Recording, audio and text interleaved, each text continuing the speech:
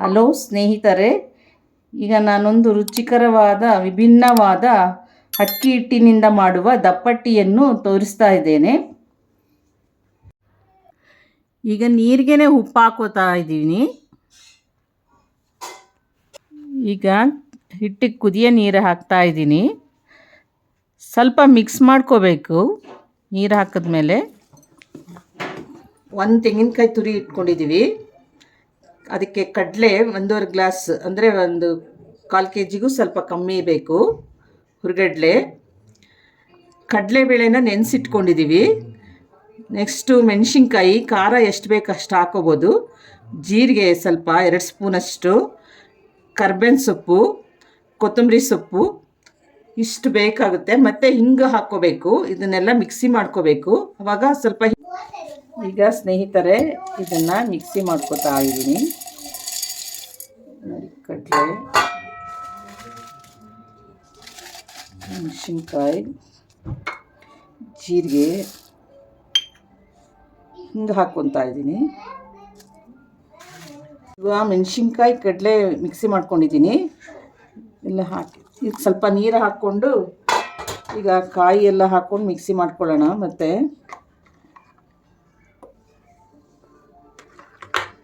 ಈಗ ನೋಡಿ ಮಿಕ್ಸಿ ಆಗಿದೆ. ಈ ಥರ ಚಟ್ನಿ ಥರ ಮಾಡ್ಕೋಬೇಕು. ಜಾಸ್ತಿ ನೈಸ್ ಬೇಡ, ಸ್ವಲ್ಪ ತರ್ತರಿಯಾಗಿರಬೇಕು. ನೋಡಿ ಕರ್ಬೇವಿನ ಸೊಪ್ಪುವೆ ಈ ಥರ ಕಟ್ ಮಾಡ್ದಂಗೆ ಮಿಕ್ಸಿ ಮಾಡ್ಕೊಂಬಿಡ್ಬೇಕು. ಕಟ್ ಮಾಡಿ ಹಾಕ್ದಂಗಿರಬೇಕು. ನೆಕ್ಸ್ಟ್ ಇದು ಹಾಕೋತಿದ್ದೀನಿ.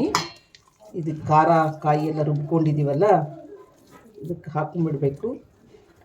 ಸ್ವಲ್ಪ ಕ್ವಾಂಟಿಟಿ ಜಾಸ್ತಿ, ಇದಕ್ಕೆಲ್ಲ ಟೈಮು ಬೇಕು.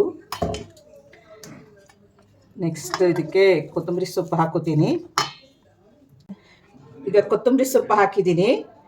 ನೆಕ್ಸ್ಟ್ ಇದು ಕಡಲೆಬೇಳೆನ ಸ್ವಲ್ಪ 1-2 ಹಿಡಿಯಷ್ಟು ನೆನೆಸಿಟ್ಕೊಂಡಿದ್ದೀನಿ, ಅದು ಹಾಕ್ತಾಯಿದ್ದೀನಿ. ನೋಡಿ ಎಷ್ಟು ಕಲರ್ಫುಲ್ಲಾಗಿದೆ.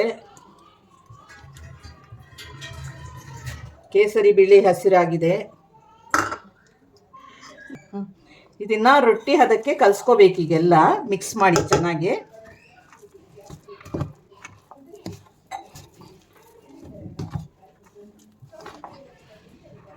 ಚೆನ್ನಾಗಿ ಈ ರೀತಿ ಮಿಕ್ಸ್ ಮಾಡ್ಕೋಬೇಕು.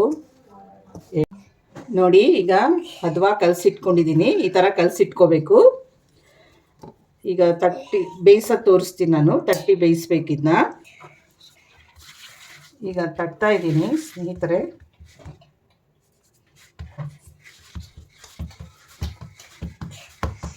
ತಟ್ಟಕ್ಕೆ ಬರದೇ ಇದ್ದರೆ ಇದನ್ನು ಲಟ್ಟಿಸ್ಕೋಬಹುದು. ಈ ಥರ ಲಟ್ಟಿಸ್ಕೋಬಹುದು, ಚಪಾತಿ ಲಟ್ಟಿಸ್ದಾಗೆ. ಸ್ವಲ್ಪ ಕಡಲೆಬೇಳೆ ಹಾಕಿರೋದ್ರಿಂದ ಸ್ವಲ್ಪ ನಿಧಾನಕ್ಕೆ ಮಾಡ್ಕೋಬೇಕು. ಈಗ ಎಣ್ಣೆ ಹಾಕಿ ಬೇಯಿಸ್ಬೇಕು ಚಪಾತಿ ಥರ. 2 ಸೈಡುವೆ ನೋಡಿ. ಈಗ ಒಂದು ಸೈಡ್ ಬೆಂದಿದೆ.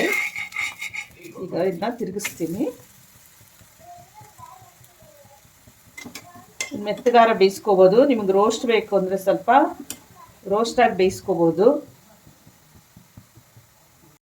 ಈಗ ಆಗಿದೆ ಸ್ನೇಹಿತರೆ ದಪ್ಪಟ್ಟಿ. ಇದಕ್ಕೆ ಹಂಚ್ಕೋಬೋದು ಅಂತ ಹೇಳ್ತಾ ಇದ್ದೀನಿ. ಉಪ್ಪಿನಕಾಯಿ, ಮೊಸರು, ಈರುಳ್ಳಿ, ಬೆಣ್ಣೆ ಇವೆಲ್ಲ ಈ ಸೈಡು ಇಷ್ಟು ಉಪಯೋಗಿಸಿ ನಂಚ್ಕೊಂಡು ತಿನ್ಬೋದು. ತುಂಬ ರುಚಿಕರವಾಗಿರುತ್ತೆ.